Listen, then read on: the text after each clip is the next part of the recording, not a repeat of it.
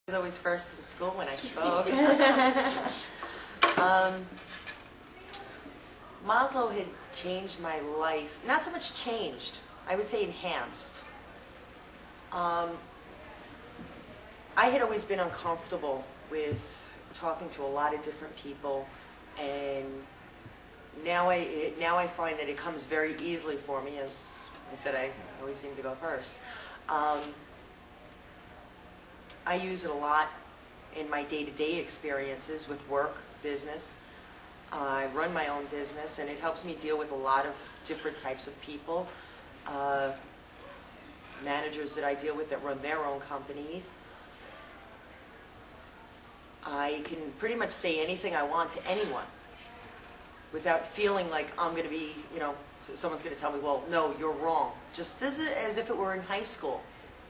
You know, you'd say, well, you know, you'd speak your opinions to a teacher, and he didn't want to hear those, or she didn't want to hear those, because that's not what she was teaching. You know, I think I grew a lot just being part of MT and the closeness and the togetherness, and just knowing all the different people that were involved with it. What did the video do for you tonight, Karen? Trigger anything? It reminds me of how strongly I feel about school and education.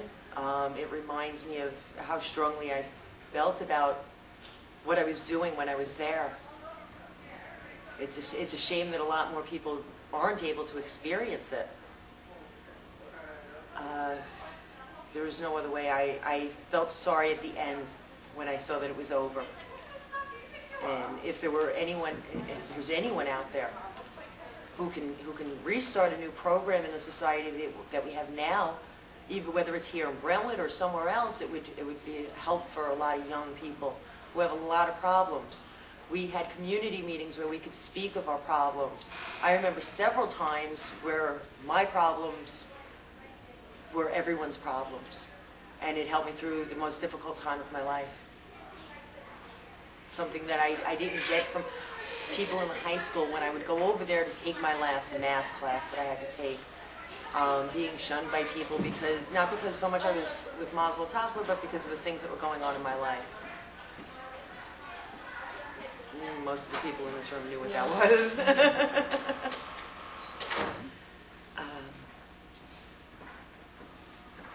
about it for now. I'm sure I'll jump back in here somewhere. Good. Yeah, well, my name is Mark. I attended MT. Looking back at the video, I've seen a couple of my old paintings in there, and what MT did for me, it helped me hone those skills. You know, and within my mind, it helped me grow mentally and emotionally to bring those skills to the fullest extent. And I could see the difference in the stuff I have now. Like last week, I took the stuff out, I got it all together, and I looked at it. And basically, that's really what Maslow did for me. It helped strengthen the person that I am, to help me deal with daily conflicts.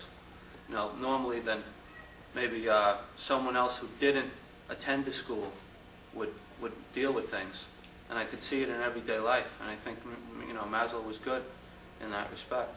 It helped me in a lot of ways. It also helped me with education, in college and things I'm doing now, to think differently, to be more objective, to look at things in a different light, and helped me out a lot. Such a long time ago, 12 years. I can't believe it was so fast. And it's hard to remember everybody's name and faces. Like when I saw Stu, I didn't remember him right away. I apologize until I saw you on the thing. As goofy as you walk back there.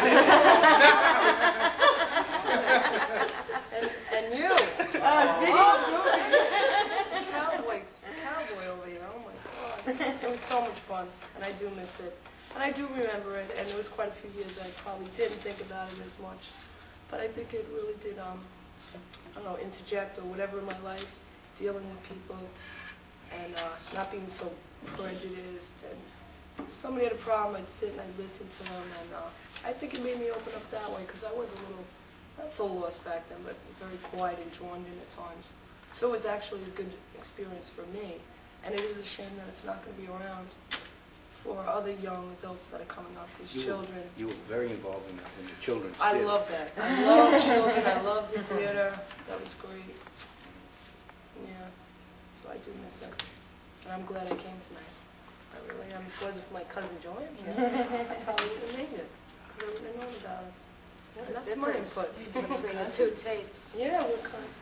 You know, last week it was very happy, but this week I had a lot of anger when, after seeing the end of the tape, I was really pissed. I said, where are all the parents for all of this? And they're supposed to be so involved with their children's education, you know, being a parent myself now. And my mother never even came to Maslow-Toffler until the day I graduated. It was the only time she came, and I don't think she realized the experience that I went through. You bleeped you out. Bleeped me out. She said some nasties. So, I just think the parents should have been more involved at that time. I think there were very few parents involved. In that respect, In that respect. I was very proud to have my mother and my father like completely involved in not only my education, but in the school and what it was developing to be. And it was made me feel, you know, not only loved by the school, but also by my own parents, because they did take such an interest. They did. You know what's interesting, Karen, about that is that how many high school students don't want their parents involved, don't want to know what's going on, don't want them to be aware or part of it. Yeah. For you to make that statement, that's so wonderful to hear. Well, during those 2 years that I attended Maslow was the 2 years that I became the closest with my parents, because of not only my problems that they got involved with, but because they were being involved in everything. And I never shut my parents out. Well, let's be realistic. There were certain things that no child wants their parents to know, but, you know, at this point in my life, I find that I'm more closer to my parents than I am with just about anyone. I find that I can say anything I want to them, and they'll always listen without a deaf ear. Yeah, I found a lot of people like saying that that MT, that it was gone and it's dead. I don't think MT is dead yet. Like I said last week, and I'll bring it out again. I think MT is in all of us, and when we need to reach down in there and take those experiences out and hand them down to other people, that is the best gift that MT could give to us, and it was given to us for a reason, so we can pass it on to other people, so they'll learn from what we learn. And I think that's, you know, how MT really did its job on everybody. Can I add to that? Sure. When you say, when Grace said it is bigger than ever, it is. It really is, because all of us have graduated and go on to bigger and better things, but we all took a piece of it with us to pass on to, who knows, our own children. You know, the open-mindedness, period. That's, you know, that's what this world needs right now, is people with open minds, because there's just so much out there that people can deal with. You know, you have kids that have to go through metal detectors to go into school. That's sad. That's sad. I am very glad that I am 30 for the first time in my life when you look back at education. Well, what's going through your mind, Stu, as you were watching it? Well, the first thing that I really, well, near the end of the tape, when it was saying the end of Maslow and it's over, for me and Greg, it really wasn't over that year. There was another year, and I think the good thing we did learn about the whole experience was you can try to fight the big guy, but if you lose, you have to learn to roll with the punches and make the best of what you have, and which I'm experiencing in my life now. You really have to learn those things. You have to learn with, like I was going through a battle with City Hall these past couple months, and you can't beat the big guy. And if you can't beat them, you have to not learn how to join them, but just learn how to deal with them and get through things. So that was a good experience in those few months taking what they were given and making the best out of it that we could. And I think my 2-year experience at Maslow, the thing I really got the most was a sense of group, a sense of belonging. You had your friends there every day. You really had something to look forward to, and you didn't have the cliques all over the place. You were all one big clique. And if at times we all didn't get along, usually things worked themselves out, and that was a good experience. Just a good feeling of belonging. I think we all worked them out, though. Yeah. I mean, And that's- sometimes if your family wasn't there for you, you still had someone else to go talk to, and that was a good thing to have too. Well, another good idea about the school was that it taught you to have peace within yourself. And before I came to Maslow, I was like a total ball of confusion. I didn't know what the hell I wanted I to do. think we all knew that when we got here. All right, well.